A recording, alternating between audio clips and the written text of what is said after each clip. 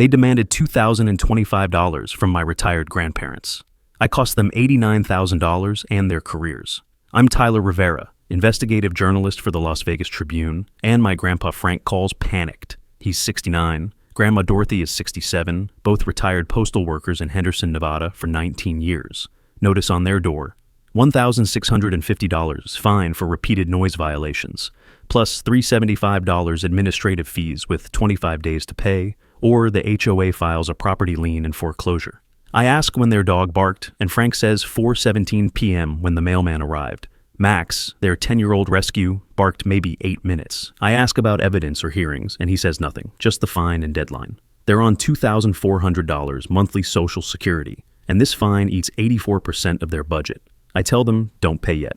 I call Stephen Kowalski, HOA vice president, and ask about evidence for the violation. He cuts me off. We don't justify enforcement to family members. They pay or we lien. I mention Nevada law requires documentation, and he snaps, "You people on fixed incomes shouldn't own dogs if you can't handle the responsibility." That's when I stop being a grandson and start being a journalist. I file public records requests for every fine issued in 18 months, and the pattern is immediate. 34 fines to residents over 62, 0 fines to anyone under 40. I cross-reference demographics. 23 of those 34 are minorities. Then a disgruntled board member leaks emails, and there's Stephen's message. Older residents don't fight back. Easier collections. I write, HOA preys on elderly for profit, and it runs Tuesday morning. 6 hours later, the AP picks it up. 24 hours later, it hits 387,000 shares. Nevada's real estate division announces an investigation, and 3 weeks pass and 28 affected residents file a class action with pro bono attorneys.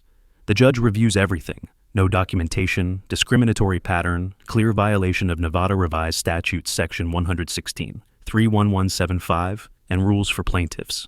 The HOA pays $89,000 in restitution. Stephen is removed and banned from HOA service statewide, and the judge adds 200 hours community service at Henderson Senior Care Center, serving meals to the elderly he called "you people." My grandparents receive $6,200 in damages with legal fees covered. Stephen's construction company loses 3 contracts after clients read my article. 4 months later, Nevada legislature introduces the HOA Accountability Act, requiring independent arbitration before fines exceed $500. They call it the Rivera Act. Frank calls with his voice shaking. "We were terrified of losing our home. You saved us." I tell him that's what family does, but this was bigger. This was about every elderly person targeted by petty tyrants drunk on tiny power. Max still barks at the mailman at 4 p.m. Ever seen a story go viral and actually change things? Tell me about justice you've witnessed.